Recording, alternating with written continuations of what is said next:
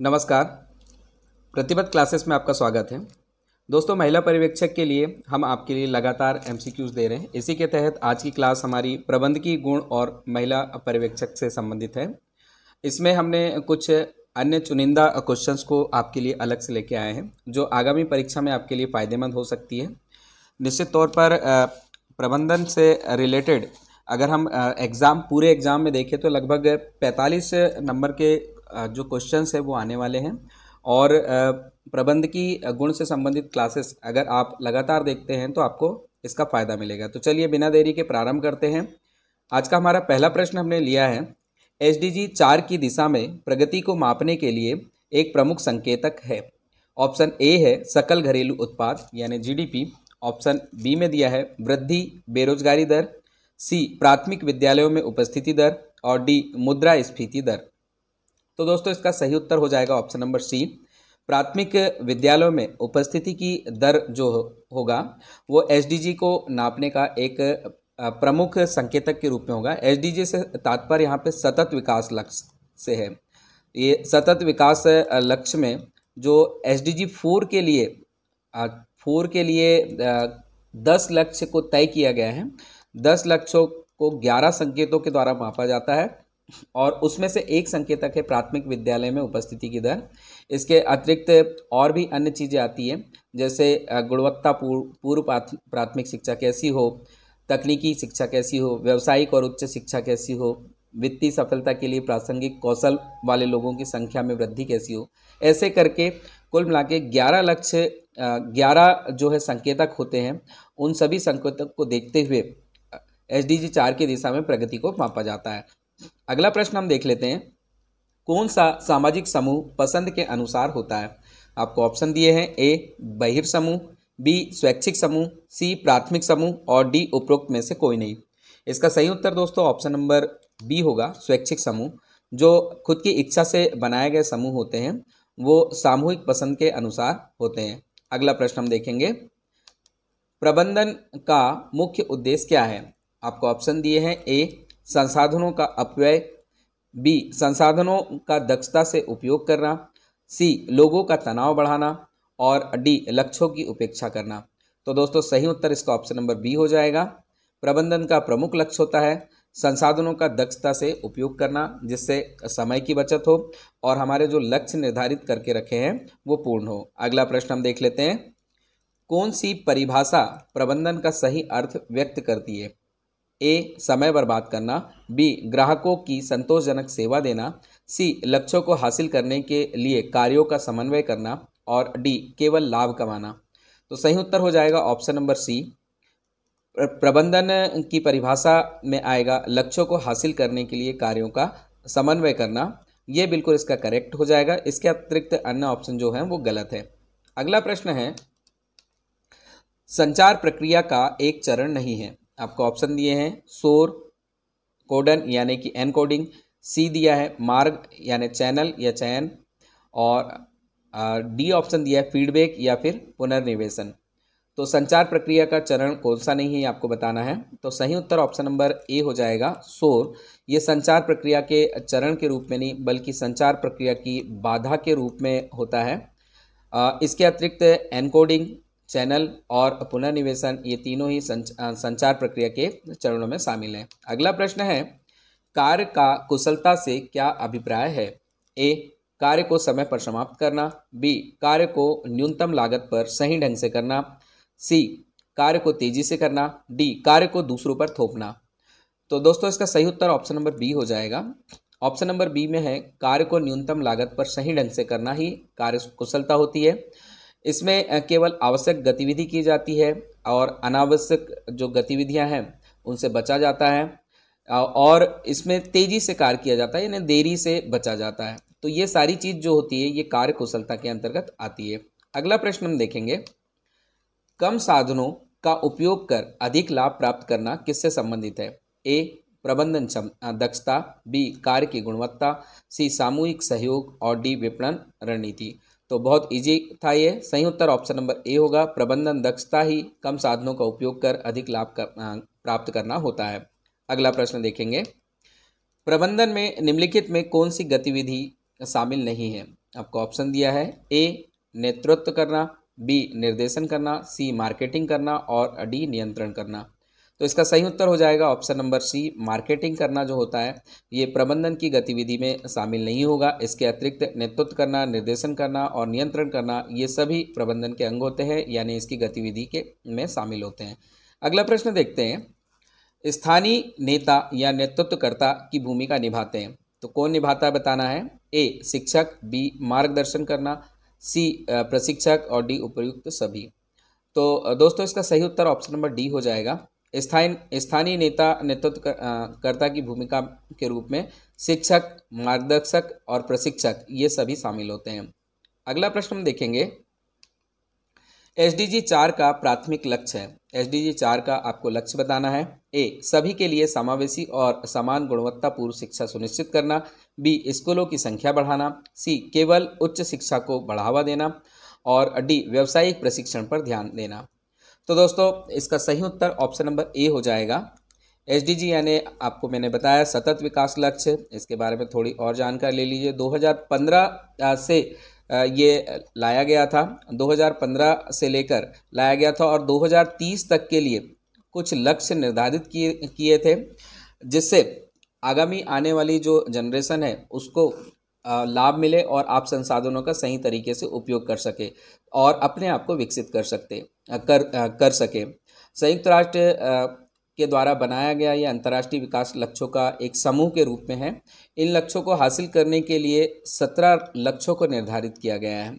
17 लक्ष्य SDG में है, यानी सतत विकास लक्ष्य में शामिल है और इनकी लक्ष्यों की प्रतिपूर्ति करने के लिए यानी इन्हें पूरा करने के लिए 169 विशिष्ट लक्ष्य तैयार किए गए। तो 17 जो है वो मुख्य लक्ष्य हैं और इन्हें पूरा करने के लिए 169 जो अलग से लक्ष्य या विशिष्ट लक्ष्य तय किए गए हैं। अगला प्रश्न हम देखते हैं, निम्न किस योजना का उद्देश्य गरीबी रेखा से नीचे के परिवारों को गुणवत्तापूर्ण आपातकालीन डिलीवरी सेवाएं उपलब्ध कराना है।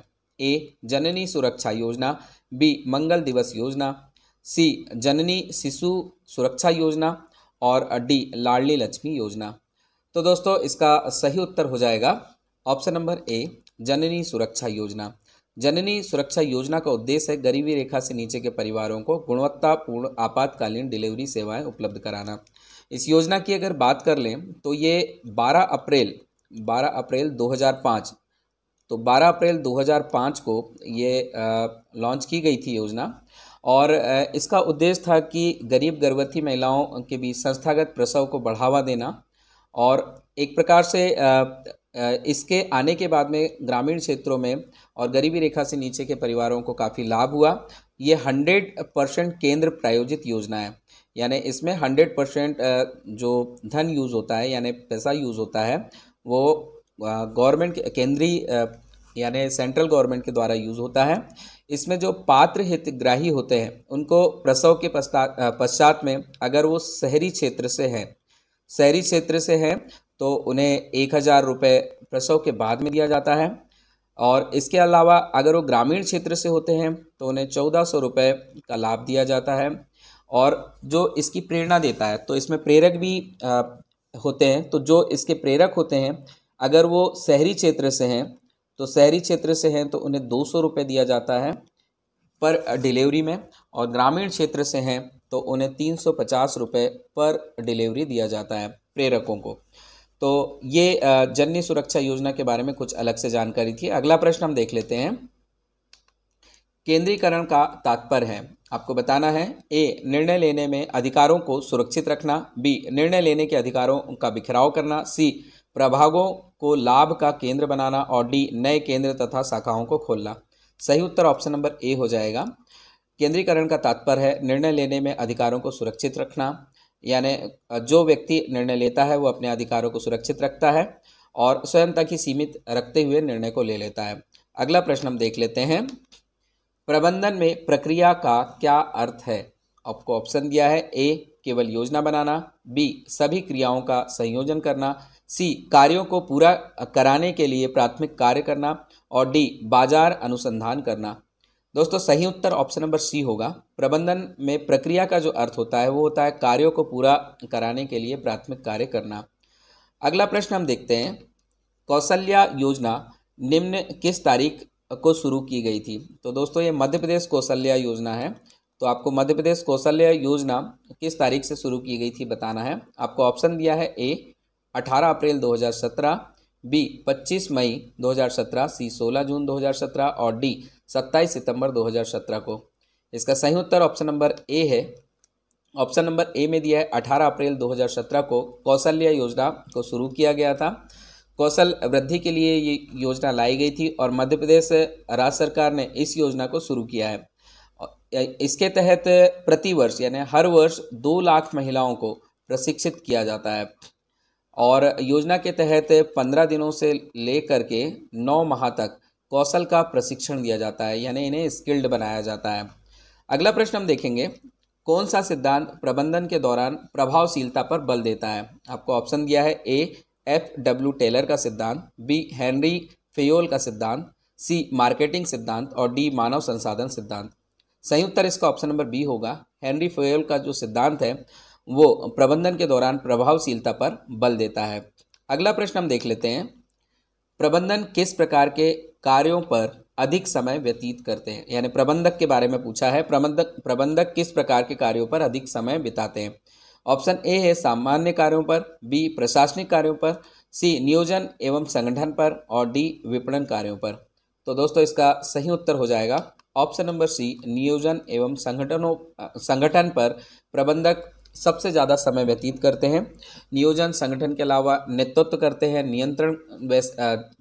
नियंत्रण करने वाले कार्य भी ये करते हैं और ये अपने लक्ष्यों को प्राप्त करने में टीम की सफलता को सुनिश्चित करने में मदद भी करते हैं। तो इतने सारे कार्य हैं, लेकिन ऑप्शन के अनुसार नियोजन एवं संगठन इसका सही उत्तर हो जाएगा। अगला प्रश्न हम देखेंगे, प्रबंधन के अंतर्गत कौन सी क्रिया शामिल नहीं है। ऑप्शन ए है संगठन का निर्माण, बी कर्मचारियों की नियुक्ति, सी अपने मतों को थोपना और डी नियंत्रण करना। तो दोस्तों ऑप्शन नंबर सी इसका सही उत्तर हो जाएगा। अपने मतों को जो थोपा जाता है वो प्रबंधन के अंतर्गत नहीं आता है या प्रबंधन की क्रिया के अंतर्गत नहीं होता है। संगठन का निर्माण करना, कर्मचारियों की नियुक्ति और नियंत्रण करना, ये सभी प्रबंधन की क्रिया के अंतर्गत आते हैं। अगला प्रश्न हम देखेंगे, निम्न में कौन सा सामाजिक समूह के कार्यों में से एक है। तो आपको बताना है इनमें से सामाजिक समूह के कार्यों में से कौन है। ए सामाजिक नियंत्रण प्रदान करना, बी व्यक्तियों का सामाजिकरण करना, सी सामाजिक समर्थन प्रदान करना और डी उपरोक्त सभी। तो इसका सही उत्तर ऑप्शन नंबर डी हो जाएगा, उपरोक्त सभी। सामाजिक समूह के कार्यों में सामाजिक नियंत्रण प्रदान करना आता है, व्यक्तियों का सामाजिकरण आता है, प्लस सामाजिक समर्थन प्रदान करना भी आता है। अगला प्रश्न है, पंचधारा योजना निम्न किसके उत्थान पर केंद्रित है। तो इसमें पंचधारा योजना के बारे में आपको बताना है। ए ग्रामीण महिलाओं पर, बी आदिवासी महिलाओं पर, सी ए और बी दोनों और डी इनमें से कोई नहीं। तो दोस्तों ये मध्य प्रदेश सरकार द्वारा लॉन्च योजना थी, उसके अकॉर्डिंग आपको बात करना है। यह भी एमपी गवर्नमेंट की योजना है। तो इसका सही उत्तर हो जाएगा ऑप्शन नंबर सी, ए और बी दोनों, यानी पंचधारा एमपी पंचधारा योजना जो है वो ग्रामीण महिलाओं और आदिवासी महिलाओं के लिए लॉन्च की गई थी। 1991 में इसे लॉन्च किया गया था और मध्य प्रदेश गवर्नमेंट ने ये ग्रामीण एवं आदिवासी क्षेत्रों की महिलाओं के कल्याण एवं उनके विकास हेतु इस योजना को लाए थे।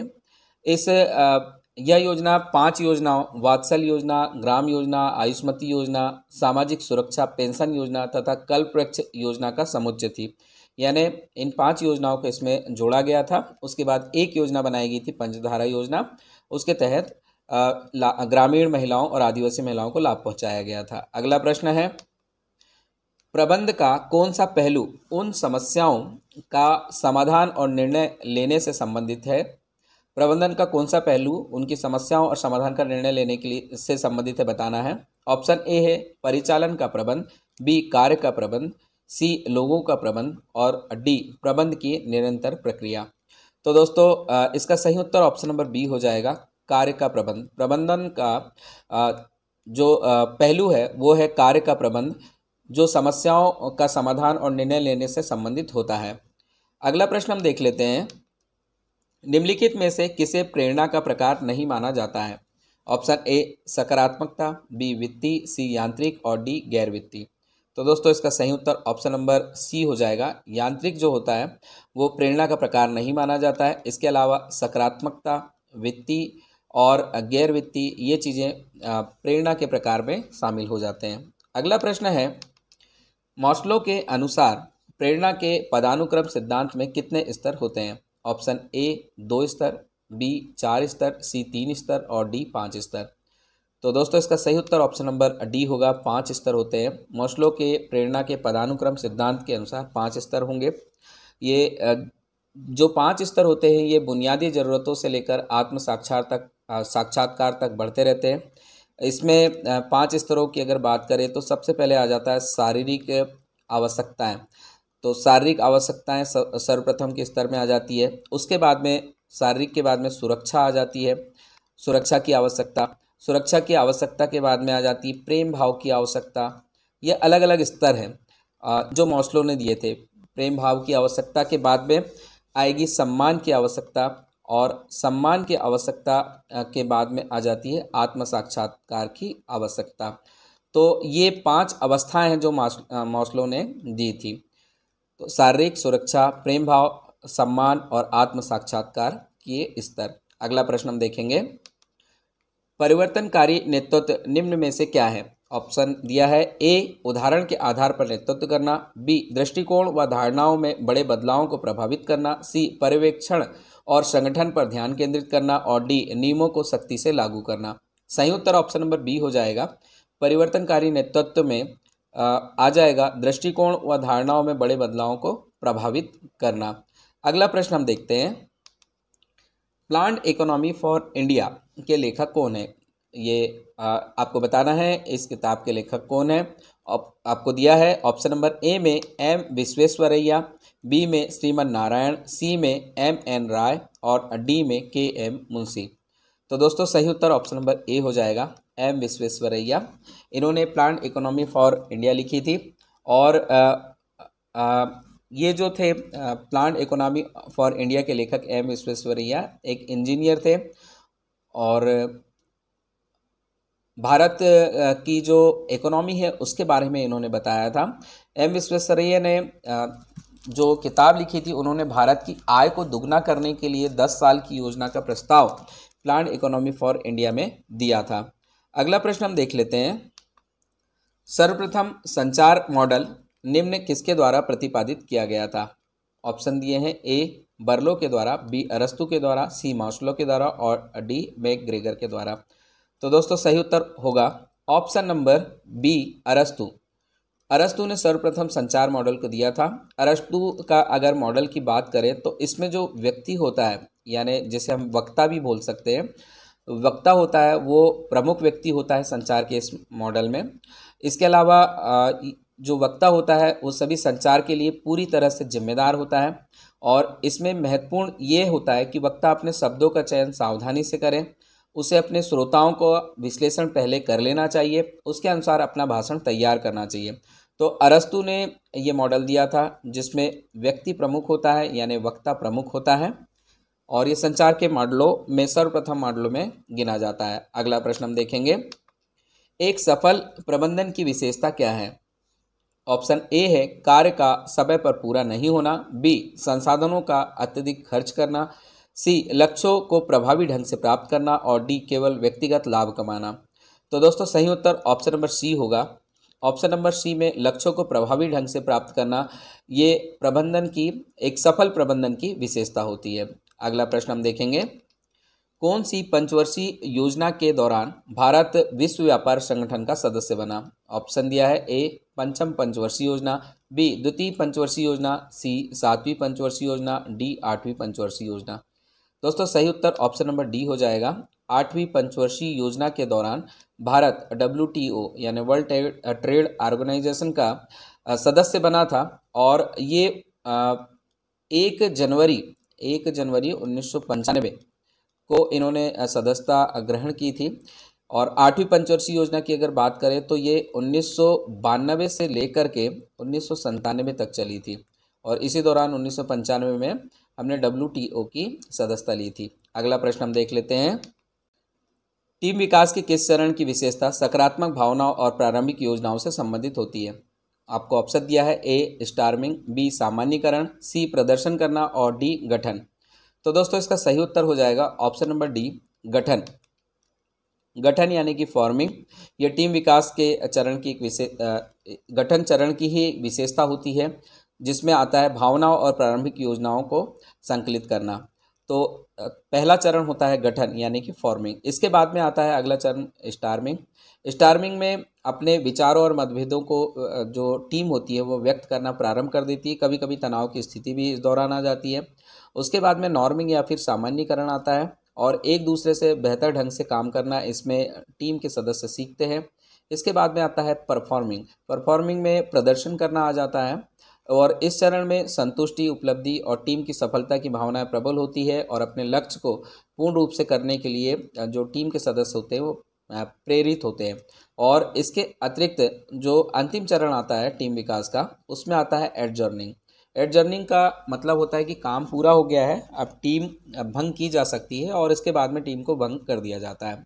तो इस तरह से टीम विकास के ये चरण होते हैं, इनको आप याद रखेंगे। पहला चरण है इसमें गठन यानी कि फॉर्मिंग। अगला प्रश्न हम देख लेते हैं। संचार चैनल में शोर को निम्न किसके द्वारा कम किया जा सकता है? आपको ऑप्शन दिया है ए प्रेरक और प्राप्तकर्ता के बीच दूरी बढ़ाकर, बी वातावरण से विकर्षणों को दूर करके, सी एक साथ कई लोगों से बात करके और डी अस्पष्ट बोलकर। तो दोस्तों सही उत्तर इसका होगा ऑप्शन नंबर बी, वातावरण से विकर्षणों को दूर करके संचार चैनल में शोर को कम किया जा सकता है। अगला प्रश्न हम देखते हैं। निम्न में कौन सा एक वित्तीय प्रोत्साहन है? आपको ऑप्शन दिया है ए अधिलाभांश, बी सेवानिवृत्ति लाभ, सी वेतन वृद्धि और डी उपर्युक्त सभी। तो दोस्तों इसका सही उत्तर हो जाएगा ऑप्शन नंबर डी उपर्युक्त सभी, यानी अधिलाभांश, सेवानिवृत्ति लाभ और वेतन वृद्धि। ये तीनों ही एक वित्तीय प्रोत्साहन के रूप में वर्क करते हैं। यहाँ पे वित्तीय प्रोत्साहन का अर्थ हो जाता है किसी व्यक्ति या संगठन को कुछ लक्ष्य या कार्य करने के बदले मौद्रिक पुरस्कार या लाभ देना।